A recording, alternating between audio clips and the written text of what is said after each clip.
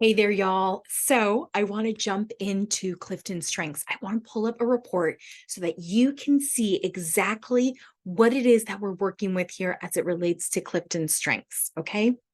This is an assessment that I took a few years ago. I was so in love with it that I was like, I want to become a coach. I want to become a coach, and I'm motivated to help others understand their talents, their natural motivators, and how to create them into strengths, how to pull them and mature them so that they are your top strengths. That's what this is about. This is positive psychology at its best. And so let's jump in. All right, on the far left, you'll see that these are my strengths. There's 34. If you can see all the way down as we scroll, there are 34 themes, and there are four different theme categories that all relate to just the way we think, the way we execute, how we relate with others, and how we influence others. So these are my top 10 are going to be the ones that are going to resonate the most with you. This is an assessment of over 170 something questions taken across a 40-minute time frame about. And they're asking you all sorts of different questions so that you can narrow down to this. This top 5 is so unique to you that one in like 30 million or something people will only have the same allocation of these strengths like yours. So you're absolutely unique. I mean, that's what that's saying, bottom line, that this is very unique to you. So strategic, activator, ideation, significance, individualization are my top 5. 6 is relator, input at 7, command is 8, achiever is 9, and last but not least is competition, 10. Doesn't surprise me. I'm in sales. I love all that is competitive. I mean, I even competing with my husband in Tetris. And by the way, my husband's number 10 is also competition. So him and I are like battling when we're doing games and stuff. But anyways, we're always one up in one another. It's great because we challenge one another. But this is just, what you would expect once you do your assessment. You would get a ranking. 11 and 12 are kind of complementary. And they could actually shift up and down into your top as well. Same with, potentially 13. I'm not surprised. Woo, charismatic type personality that wants to come out and be social, and that I love being social. But let's look at my bottom. My bottom strengths, my bottom talents. Make total sense to me. It was really hard to look at initially, honestly. And most people that I've coached also have the same feelings. They're like, how can I better these? But really, no, the focus is to focus on your top 10, the things that motivate you the most. And so my bottom, which are funny because I keep looking at them like, oh my gosh. Discipline, number 34. Am I disciplined? No, it's not I am in some sense. It doesn't mean that you're not disciplined. It just means it is not your top priority. It's not a motivator. Do I have to survive in the world while I have discipline? Yes. So I have to have some level of discipline in order to get through my day and be successful, but it is not my favorite thing to do. Connectedness, consistency is interesting too, because it kind of plays into a little bit of the discipline. And I'm very, very sporadic in the things that I do. I always go with my heart. I go with my gut.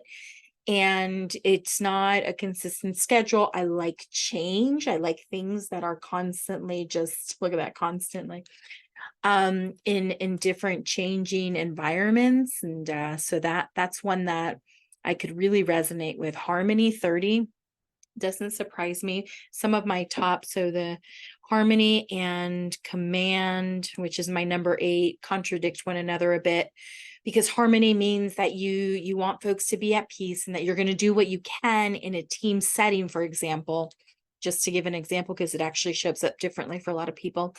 But just an overarching definition is, wanting kind of the team to jive and to find like a conclusion and meet in the middle. And so you'll see a lot of that in someone who has a lot of that blue influence of the relationship building at the top. So it's interesting because my husband, in his top 10, he has harmony, and and that's him to a T. At the rawest, harmony is a people pleaser. At its rawest, it's someone who would go to the extent to even putting themselves last just so that there's harmony, and that's obviously not healthy. And so these strengths have, a blind spot, areas of improvement, things to watch out for, hence blind spots. And then it's a really amazing superpower that helps people in situations. So, for example, if he's in a meeting, right, with individuals and they're kind of going at it in a subject, he kind of brings perspective and tries to bring the team together and reharmonize the environment so that they can get things accomplished and they can be productive. And so that's very helpful in organizations. You always need that individual, especially in a very high intense, high performing environment. It's very helpful to have, someone in the team who has harmony as their high strengths, a top, 10 or top 13. And so that's very helpful for a lot of us who are me, for example, who's command and who I just, and I'm an activator. Let me go to that one. I'm an activator. And so I want to get things going, even if it is, spreading people thin, even if not everyone's in agreement in it. I just want folks to just jumpstart it. And sometimes I lose focus of that. So I need someone that has harmony to help kind of pace me, right? And same with command. I don't want to just command, to do things, not to reuse the word, but essentially that, that's what it is. But all of these are superpowers when they're at their best, when they're shining, when they're in their balcony phase, right? When you're out and performing, I say front stage, front and center. Is when it's best. So this is what you know to expect when you are jumping into a strengths world and you want to take your strengths assessment. This is what to expect. And again, this is mine.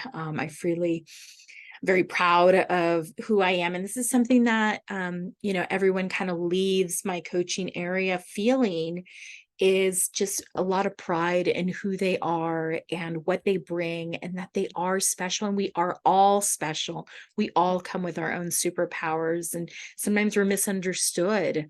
I'll give you an example right now of one of someone who I was coaching who has a top strength as focus.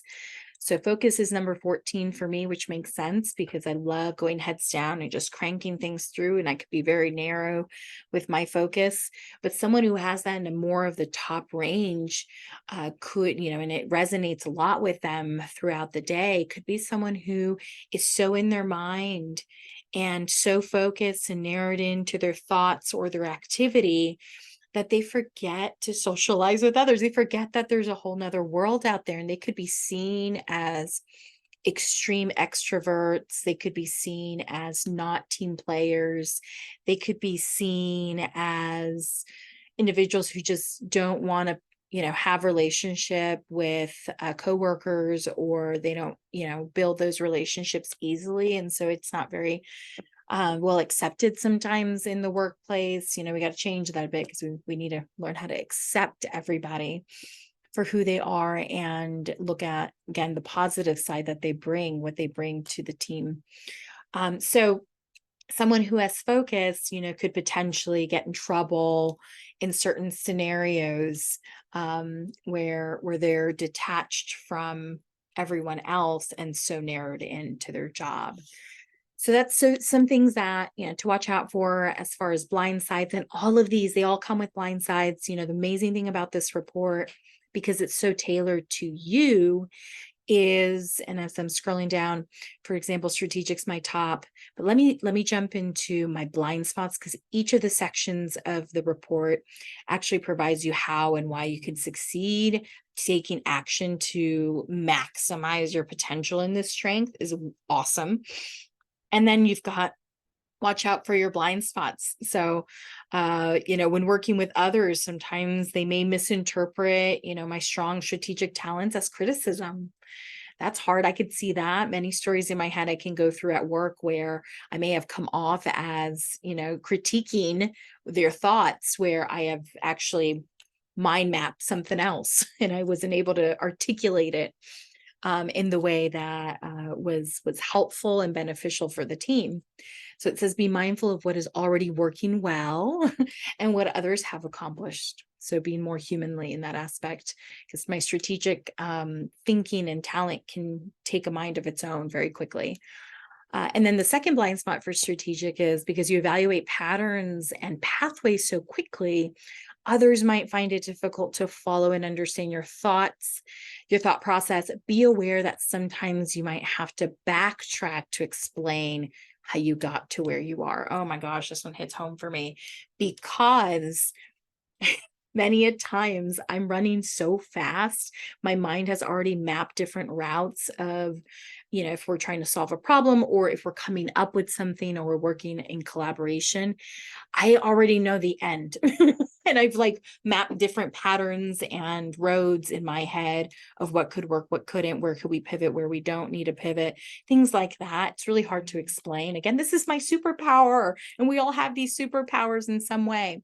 And so I sometimes forget that people don't understand what has gone in my mind. So I have to take a few steps back and explain how I got to that end result in a methodical, process-oriented way, or in steps, to help folks kind of understand the bigger picture of where I'm, headed in my mind. So I could see that completely. So I'm excited to help support you in your strengths. I hope that you can come on board and be a part of this positive psychology approach.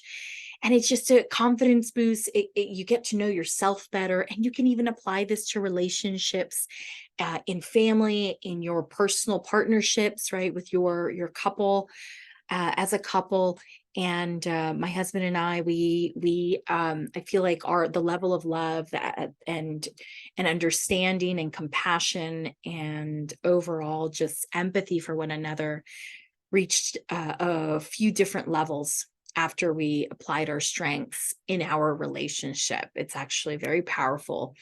I even called him, I remember I called him and apologized because I was, when I was learning, I was going through my coaching for Clifton Strengths, and there was a story that came through about someone who has focus. And the first time I met my husband, he didn't pay attention to me, and I was like, "Hi, good morning," and I thought he was being just an ass, and just didn't want to say hi. But no, he was like hyper focused, and so I had called. I remember after the training, during the break, I called him and said, "Oh, honey, I'm so sorry.